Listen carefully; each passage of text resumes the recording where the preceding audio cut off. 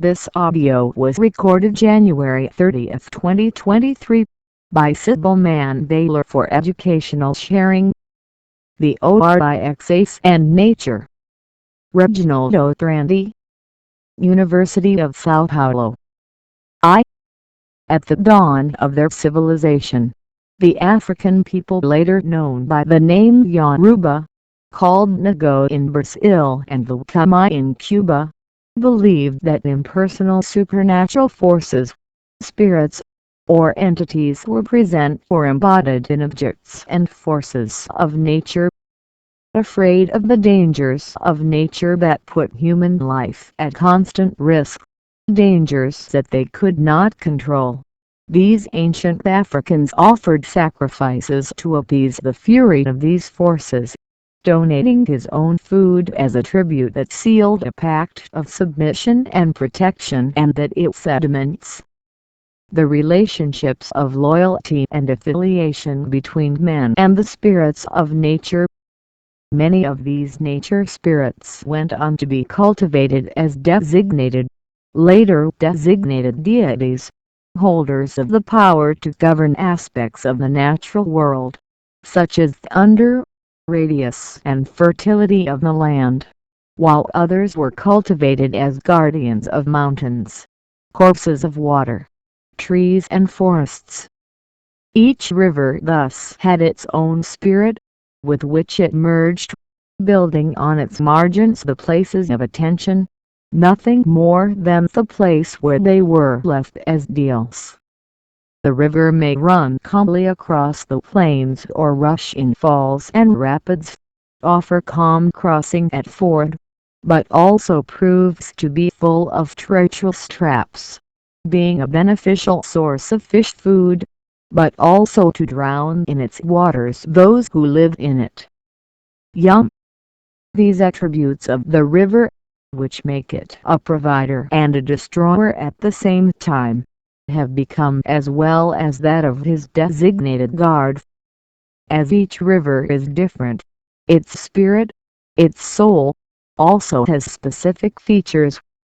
Many of the river spirits are still honored today, both in Africa, in Yoruba territory, as in the Americas, where the cult was brought by blacks during slavery and in the short period after its abolition, although it has, over time, made independent of its original base in nature.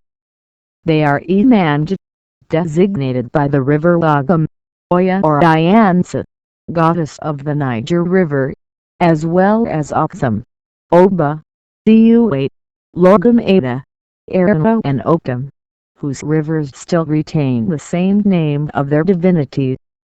In Brazil, as well as in Cuba, Iemanjá gained patronage of the sea, which in Africa belonged to Lagom, while the other Orixás rivers are no longer referring to their original watercourses, gaining new domains. It is up to Oxum to rule rivers in general and all fresh waters. The economy of these peoples developed based on agriculture, hunting, fishing and handicrafts, with intense and important commercial activity concentrated in city markets, where the production of the different villages and cities ran. We can see in this society in formation the displacement of the Orixás from the plane of the phenomena of nature to the plane of the social division of work, assuming the Orixás the characteristic of guardians of essential activities for life in society. The cult of deities continued to be local, and the same activity could be kept by different local gods. Only much later were some Orixás elevated to the rank of Orixás national. Thus, in agriculture we find the cult of Okum and Orixás, while activities hunting grounds were guarded by Oxóssi, Logum Ada, Arano, and many other hunter Orixás known generically by the name of Ode, which means hunter. In Brazil, where geography African life no longer makes sense, some river Orixás, such as Lagom and Arano, were restricted to hunting, although reference is also made to their attributes as fishermen, especially in the case of Longomits. In the case of Ogham, there is a direct relationship between agriculture and iron crafts, which allowed the production of agricultural tools, the same iron with which weapons of war are made. War, knife, machete, sword, and which transformed Ogun into the god of metallurgy and war, in an emblematic expansion of a cult that began in reference to nature's plan iron to then settle in the domain of human activities agriculture, metallurgy, war. The importance of ore extracted from nature is defined by its application in culture and leads to the constitution of a cult that at the same time wishes to propitiate supernatural forces to guarantee access to the ore and success in activities that use artifacts produced with it.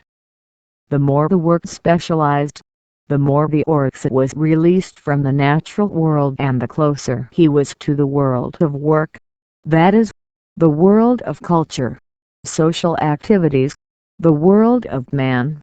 In short, the ancient religion of animistic character, that is, the belief that every object in the world in that we live is endowed with a spirit, that some primordial moment merged with the cult of ancestors. We can define the cult of the ancestors as the set of beliefs, myths and rites that regulate the bonds of a community with a large number of dead who lived in that community and who are linked to it by kinship, according to family lineages, believing that the dead have the power to interfere in human life, and must then be propitiated, appeased through sacrificial practices for the well-being of the community. Through sacrifice, the ancestor participates in the lives of living beings, sharing with them the fruit of the success of harvesting, hunting, war, and so on. Although every dead person deserves respect and sacrifice, it is the illustrious dead who place themselves at the center of worship. They are the founders of ancient family lines, conquering heroes, city founders, including deceased belonging to the royal family, especially the king. Some ancestors, especially those of families and cities that managed to expand their power and dominion beyond their walls, ended up being heavenized, that is, deified, occupying in the religious universe the same status as a Orixás of nature, many times being confused with them. Thus, Zango is at the same time the Orixás of thunder, which governs the weather, and the heavenized mythical ancestor who one day would have been the fourth king of the city of Oyon. As king, he is the regulator of activities connected with the government of the world, profane, of which he is the highest magistrate, thus assuming the patronage of justice. Many kings, mythical or not, were elevated to the dignity of Orixás. On the other hand, many Orixás who already deserved cult also gained the connotation of ancestors, especially as kings. As happened with Ogun, remembered as king of Ire, and Oxajuya, king of Ejibo, among others. Even today in Brazil these cities are remembered in the songs that speak of Ogun, the king of Ire, and Oxajuya Elejibo, the king from Ejibo. Confraternities of specialized priests were also organized according to deities related to specific magical religious activities, such as diviners or babalawas, gathered in the cult of Orunmila or Idef, the god of the oracle, and the herbal healers, or Ola saints, dedicated to Oxame, the Orixás who holds the healing power of plants. Both Orunmila and Oxame had a national cult in Yoruba territory, since their priests offered their services to all those who needed them, their activities not being limited to family worship or of cities. Exu, Orix of the market and of communication between the gods and between them and humans, also gained cult without family or city boundaries. With the political expansion of some cities and the incorporation of other territories, local gods began to have a more widespread, which turned Zango into a god worshipped throughout the territories controlled by Oyo, which had the greatest of the Yoruba empires. Imanju, originally the river Iba deity, worshipped in the territory of Abiakuta, became an object of worship to female ancestors, being honored at the beginning of the festivities dedicated to the great ancestral mothers at the Gelid festival, whose celebration involves several cities. Through the institution of ancestor worship, the ancient Yoruba laid the groundwork mythical origins of its own origin as a people, deifying its oldest heroes, founders of cities and empires, credited with creating not only the Yoruba people but the entire humanity. This gives rise to the genesis of the Orixio Dudua, king and warrior, considered the creator of earth, and Abdullah, also called Orishonla and Oxala, the creator of humanity, in addition to many other gods that with them are part of the pantheon of creation, such as Ajala and Oxajuya. The contact between African peoples, both in terms of commercial exchange and for cause of wars and dominance of some over others, led to the incorporation by the Yoruba of deities of neighboring peoples, such as the Voduns of the Ethiopian peoples, called Jibjas in Brazil, among the which stands Outnana, ancient deity of the earth, and Otsumare, deity of the rainbow. The god of plague, which receives the names of Amulu, Tolu Odo, Baal Uat, Binan, Sakpada and Zampana or Zarpana, resulted from the fusion of devotion to countless gods worshipped in Yoruba, Fon and new territories. At transformations suffered by the god of smallpox, described by Claude Lepine 1998 until his incorporation into the contemporary pantheon of Orixás, shows the importance of migrations and wars of domination in the lives of these African peoples and their role in the constitution of cults and conformation of deities. The more the Orixás moved away from nature, the more they took shape. Anthropomorphic myths speak of gods who think and act like humans, with whom share feelings, purposes, behaviors and emotions. His employers specialized aspects of culture and life in society that best met individual needs of their deities, although they may retain references to the original natural world. Prandi, 2001. With the coming to the Americas, the process of anthropomorphization and change or to the diversification of patronage was added the unification of the pantheon, passing Orixás from different locations to be worshipped together in the same places of worship. In the case of Brazil, the terreiros of Candomblé, with a stronger specialization occurring in the division of labor of the guardian gods.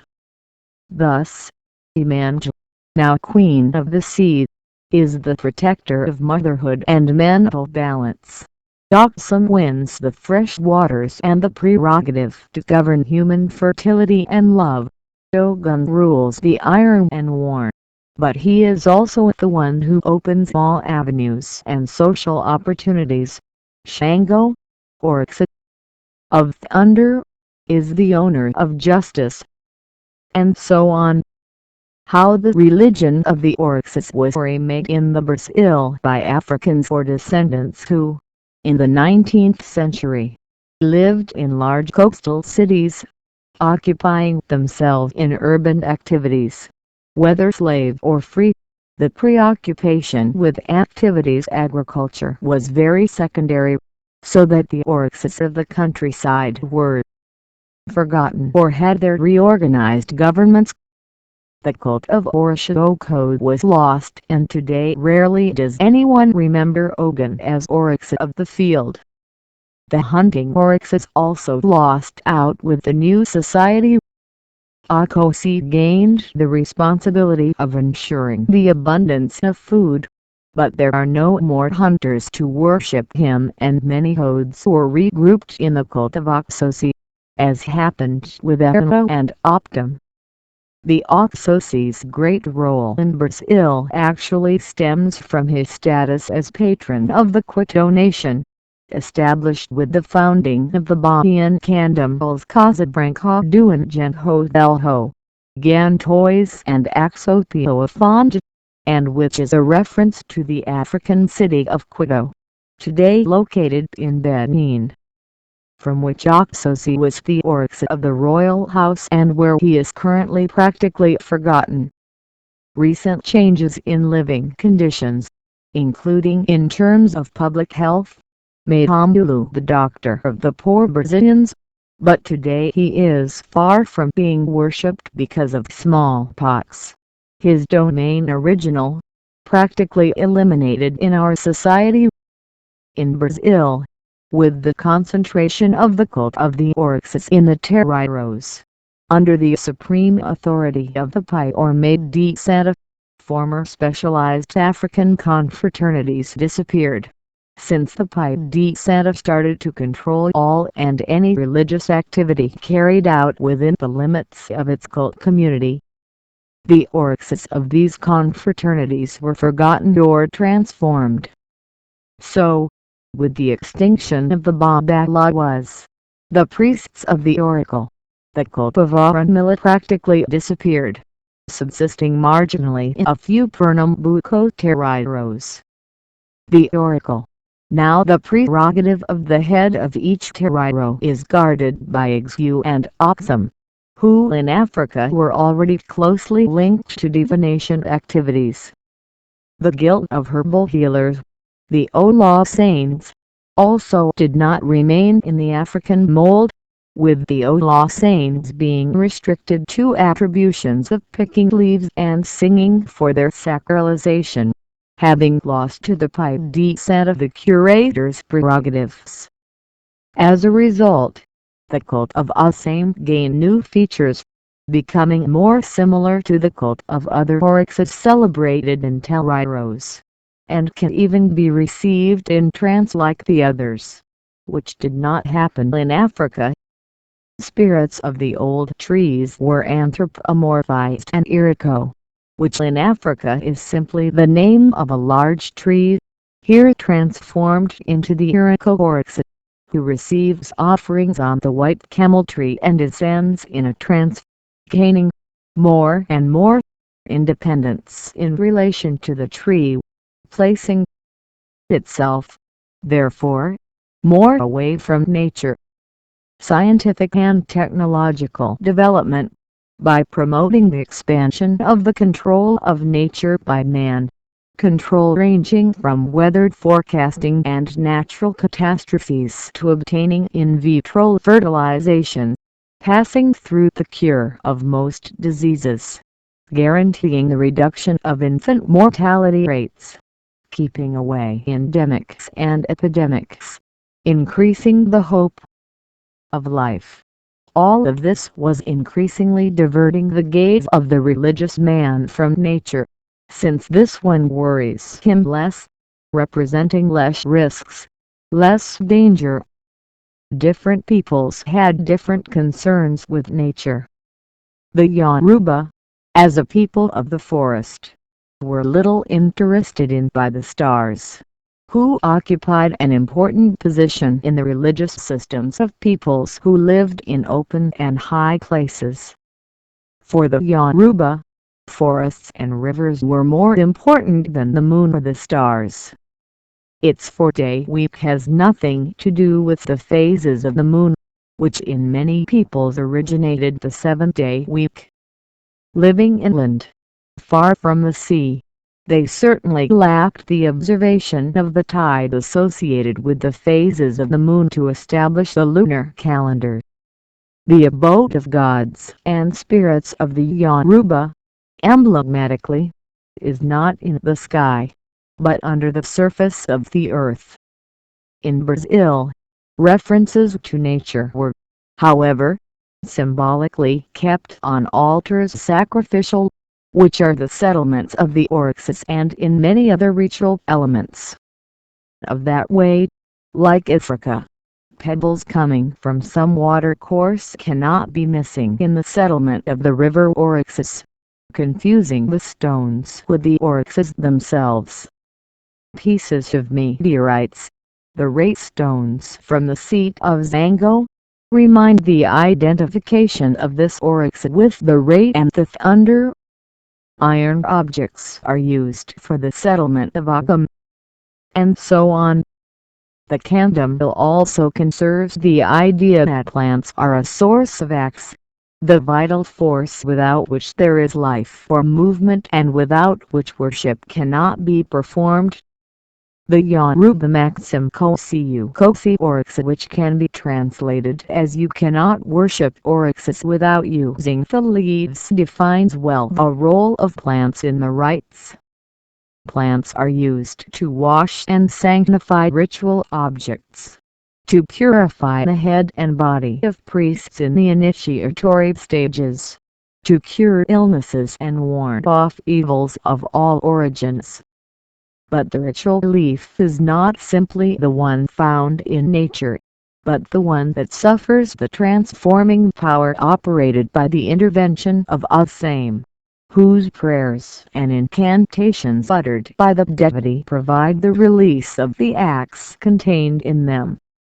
A few decades ago the forest pit was part of the candomblé terreiro scenario, and the leaves were all available for harvesting and sacralization. With urbanization, the bush became rarer in the cities, forcing devotees to keep small gardens and vegetable gardens for the cultivation of sacred herbs, or else move to out of the way where plants can grow freely. Over time, new specializations emerged within the scope of religion, and today ritual plants can be acquired in common supply fairs and in establishments that sell religious material.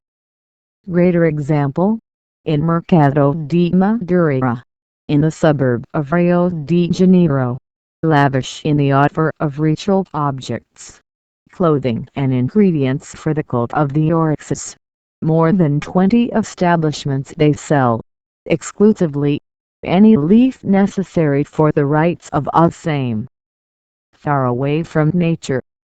Although the concept of Orixás is now far removed from nature, many celebrations are they do in places that recall old connections, like the Imanja parties by the sea, like the dispatches made in running water, in the pond, in the woods, in the quarry, on the road, etc., according to the Orixás for which they are intended. With the recent concern for the environment, candomblé has been much remembered as a religion of nature, pointing to many terreiros as models in the environmental preservation.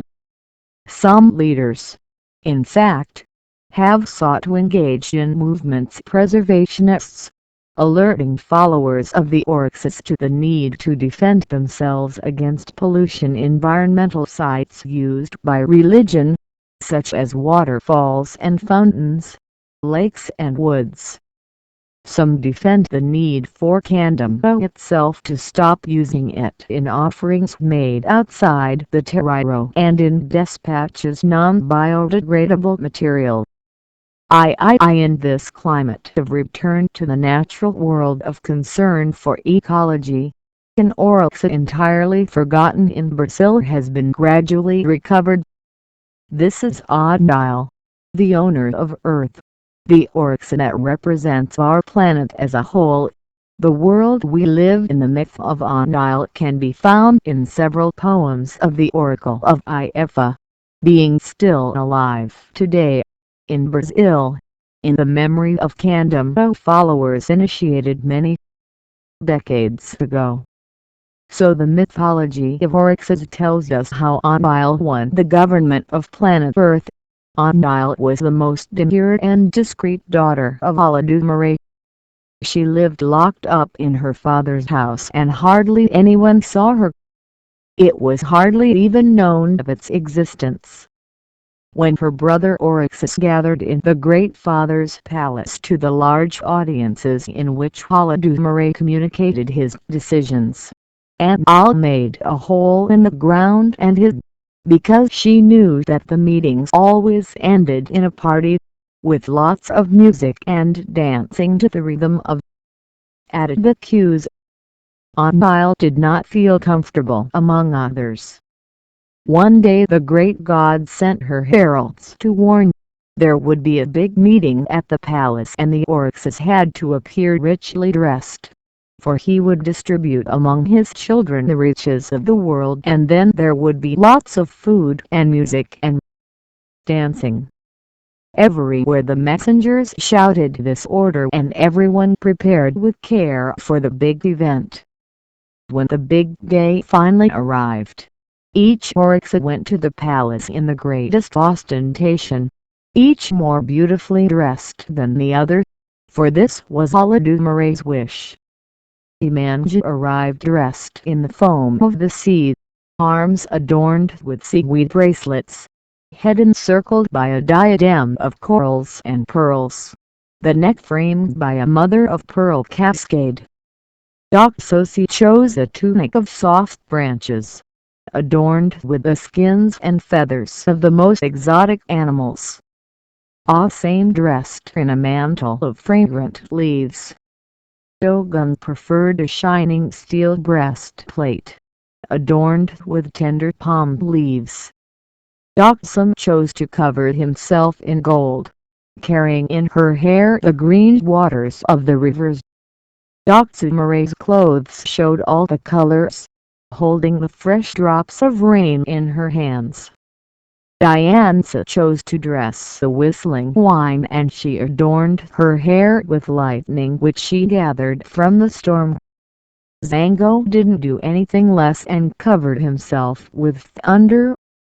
Doxila brought the body wrapped in white cotton fibers and the forehead bearing a noble red parrot feather. And so on. There was no one who did not use all the creativity to present himself to the Great Father in the most beautiful clothes. Never seen so much ostentation, so much beauty, so much luxury before. Each Orisha that arrived at Olodumare's palace provoked an outcry of admiration that was heard throughout all existing lands. The Orixás enchanted the world with their clothes. Except Andile. Andile didn't bother to dress well. Andile was not interested in anything. Andile did not show himself to anyone. Andile retired to a deep hole he dug in the ground. When all the Orixás had arrived, Olodumare ordered them to be accommodated comfortably, sitting on mats arranged around the throne.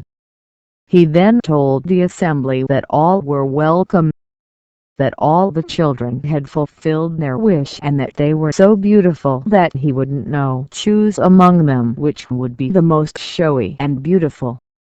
He had all the riches in the world to give them, but he didn't even know how to start distribution. Then said Olodumare that the children themselves, when choosing what they thought was the best of nature, that with that wealth he might appear before his father. They themselves had already made the division of the world. So Imanja stayed with the sea, Doxum with gold and rivers.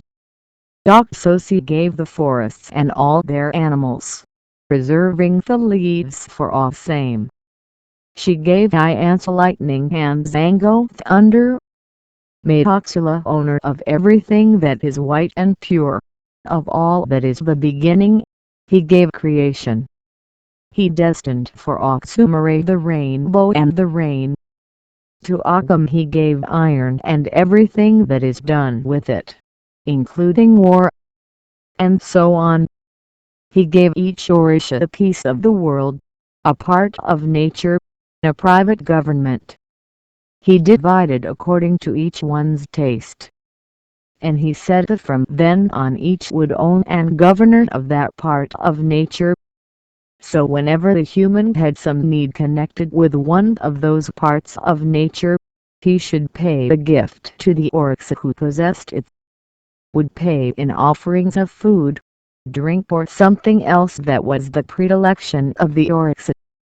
The Orixás, who heard everything in silence, began to shout and dance for joy, making a great fuss in court. Paladumare asked for silence. It wasn't over yet. He said that the most important assignment was still missing. That it was necessary to give one of the sons the government of the earth, the world in which humans lived and where they produced the food, drinks and everything else that they should offer to the Orixás. He said that he gave the earth to those who rest in the earth itself. Who would it be? Everyone asked. Ondile, replied Paladumare. Ondile. Everyone was startled. How? If she hadn't even come to the big meeting. None of those present had seen her so far. None had even noticed her absence. For Ondile is among us, said Paladumare, and he ordered everyone to look at the bottom of the pit, where she sheltered, dressed in earth, the discreet and demure daughter. There was Ondile, in her earth clothes. Ondile, which was also called Isle, the house, the planet. Paladumare said that everyone who inhabited the earth pay tribute to Ondile, for she was the mother of all, the shelter, the home. Humanity would not survive without Ondile. After all, where was each of the riches that Paladumare had shared with Orixá children? Everything is on earth, said Paladumare. The sea and rivers, iron and gold, the animals and the plants, everything, she continued. Even the air and the wind, the rain and the rainbow, everything exists because the earth exists. Just like things created to control man and the other living beings that inhabit the planet, such as life, health, illness and even death. Well then, let each one pay tribute to Ondile, was Paladumare's final sentence. Ondile, Earth deity, would receive more gifts than the others, for she should have offerings from the living and the dead. For on earth also rest the bodies of those who no longer live. Ondile, also called Aid, the earth, should always be propitiated, so that the world of humans would never be destroyed. All those present applauded Paladumare's words. All the Orixás acclaimed Ondile. All humans propitiated Mother Earth. And so Paladumare withdrew from the world forever and left the government of everything to his children Orixás once discreetly worshipped in ancient Bahian heroes and in Africanized candombles. The matter arouses curiosity and interest among the followers of the Orixás, especially among those that make up the most intellectual segments of religion. Ondile is seated on a mound of red earth and is believed to guard the planet and everything on it, protecting the world in which we live and making life itself possible.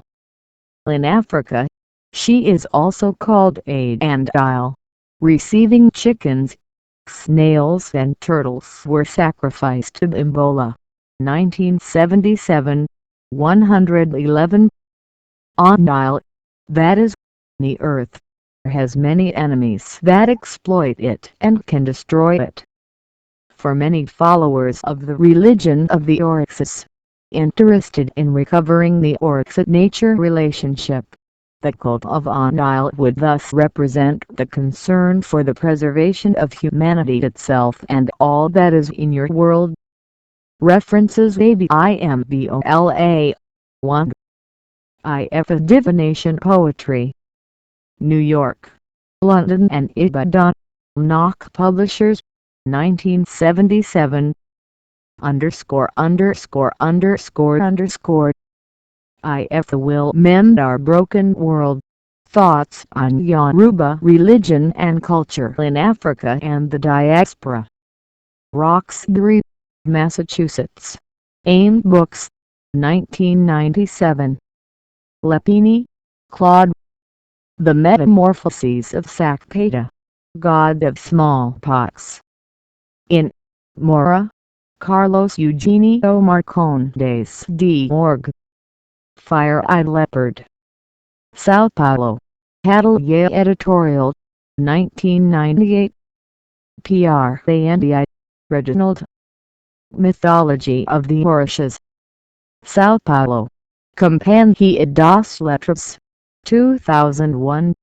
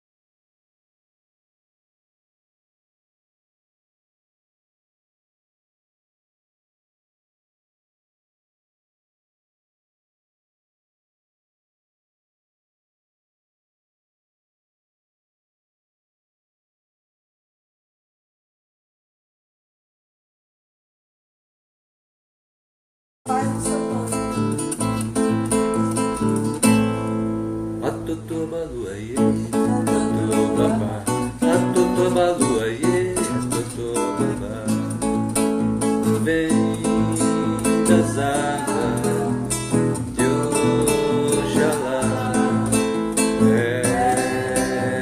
Ela parecia um dia ao romper da escuridão, linda com seu mundo todo em meio à procissão. E ao que ela me via, o Deus pedia amor e salvação. Meu pai Oxalá é o rei, venha me valer. Meu pai Oxalá é o rei, venha me valer. O velho Lomu matou tua baluaie. O velho Lomu matou tua baluaie. Vem das águas, meu pai Oxalá.